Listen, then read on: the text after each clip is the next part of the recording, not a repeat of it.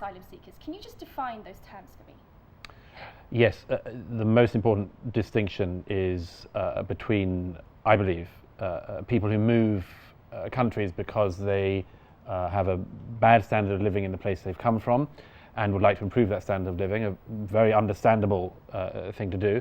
But I think there is a very big distinction between that and refugees or asylum seekers, that is people who are fleeing war, death, torture and more.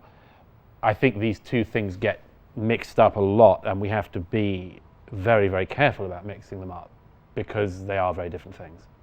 Now, you've sometimes described the migrant crisis, if we term it like that more generally, as an existential and a literal threat to Europe. Can you frame that? What do you mean when you say that? There are different migrant crises, of course. We're talking at the moment in the Gulf, in the Middle East, and there is a different migrant crisis that has occurred in recent years here to the one that has occurred in Europe. The migrant crisis, as it's become known in Europe, centered on 2015, when an unprecedented, in European terms, flow of people came into Europe, when in August 2015 Angela Merkel famously unilaterally announced that normal border procedures, normal asylum procedures would no longer occur or be implemented in Germany, causing a huge influx, a surge of people who were already on the North African coastline and in Turkey, a huge surge of people to then decide, well, if the door is open, then we'll take the opportunity to come in.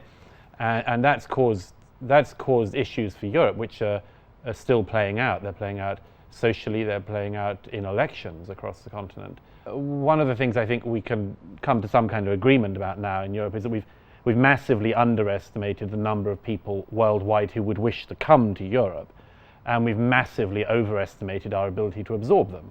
Don't just open the doors, because if you open the doors, then you've got to work out the claims after people are in. And that's a very unwise way to do it, among other things, because once people are in a country, quite rightly they have rights.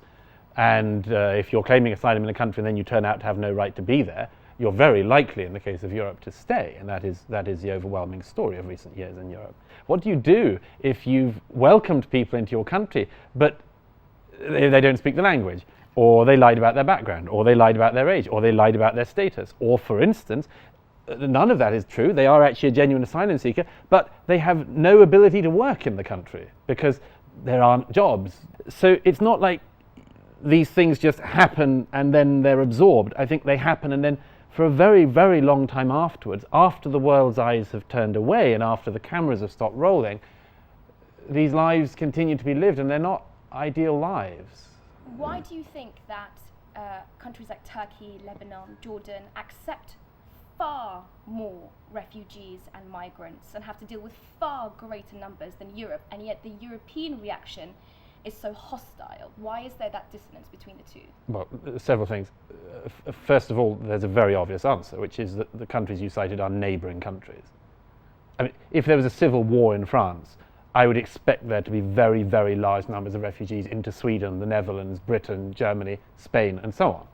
Second thing is, I wouldn't say, in fact, I'd strongly push back on the suggestion that there's some incredibly unpleasant attitude in Europe towards the migration. I think the evidence is quite to the contrary. There's been no significant public violence or pushback or hatred of migrants. In the context of perhaps Brexit, or if we look at the sentiment and the rise of more right-wing parties in Sweden, in Italy. But I mean, what softer response to a big issue couldn't you imagine than people being generous in person, there being absolutely no violent or unpleasant reaction, but when people have the opportunity at the polls, voting for parties that are mildly more anti-mass migration than the ones there. I mean, I think that's a fairly reasonable attitude. I think that all countries in the region and beyond the region have the question of how many people they can take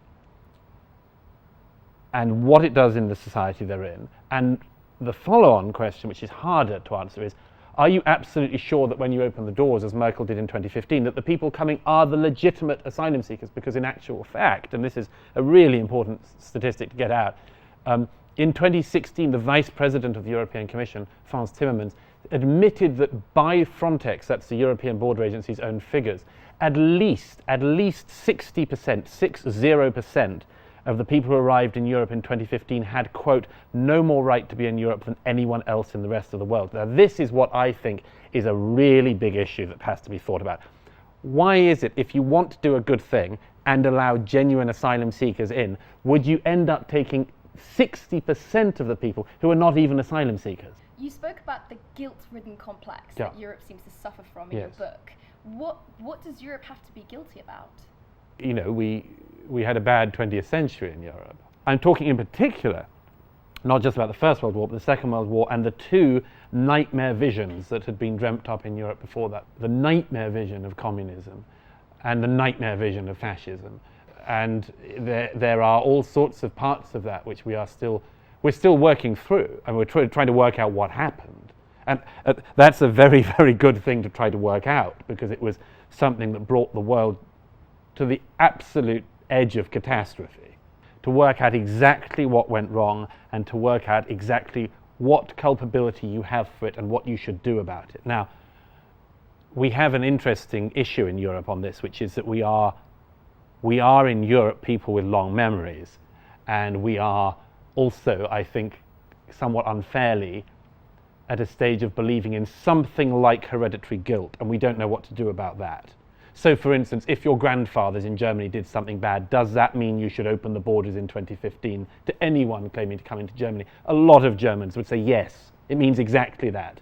That's why Angela Merkel opened the borders. Somebody who was right beside her at the time that she made the decision in 2015 said it was because she said, I cannot have footage of German guards at the borders turning away migrants.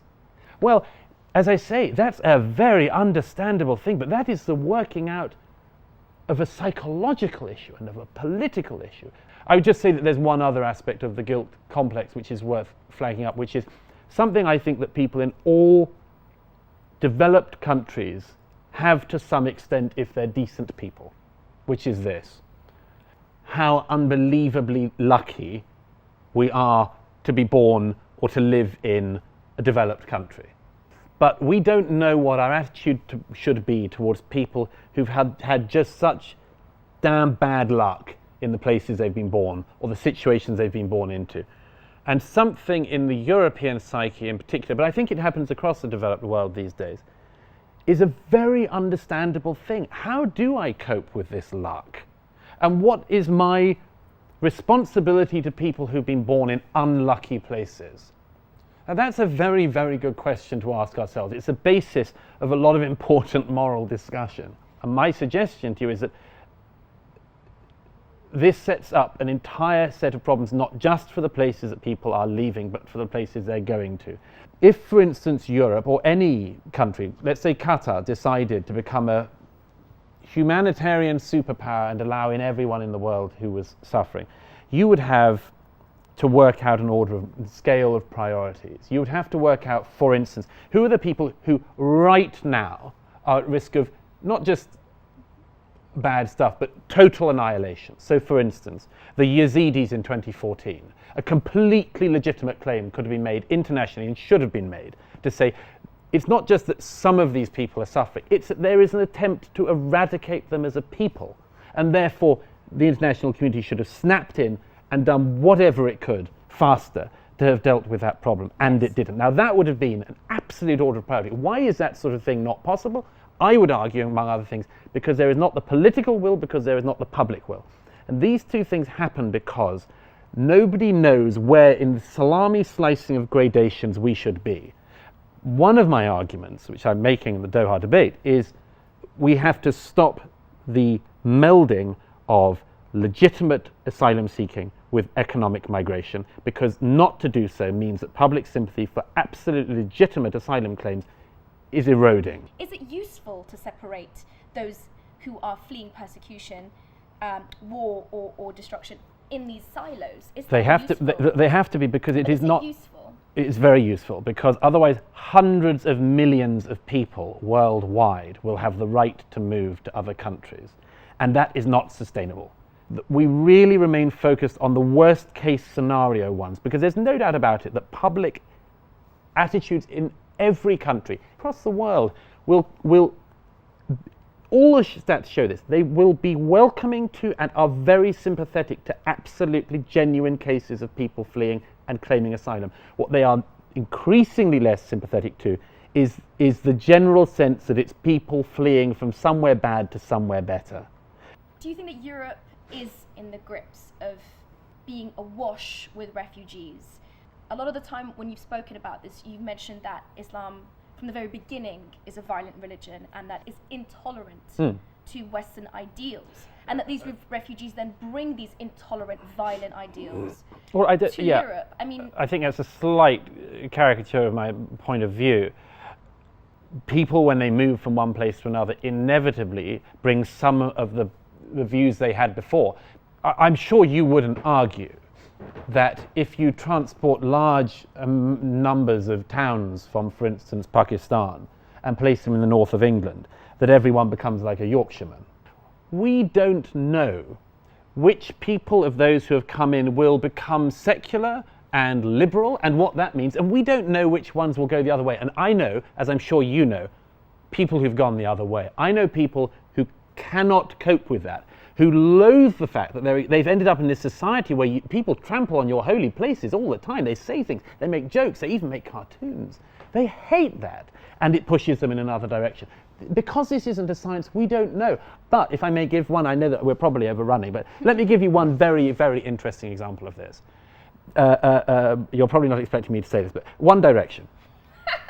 No, you weren't, were you? I wasn't expecting you to say the words One Direction. I mean, obviously, my favourite band. Obviously, we all love the early work. Yeah. But One Direction, one of their members is a young man of Pakistani descent, and he's a young Muslim. Interestingly enough, a few years ago when they were in Turkey, he sent out a proclamation of faith on Twitter, which I found interesting. I mentioned this only because some weeks ago he gave an interview to a music magazine, and in the interview he just mentioned in passing, I don't think of myself as religious anymore, really.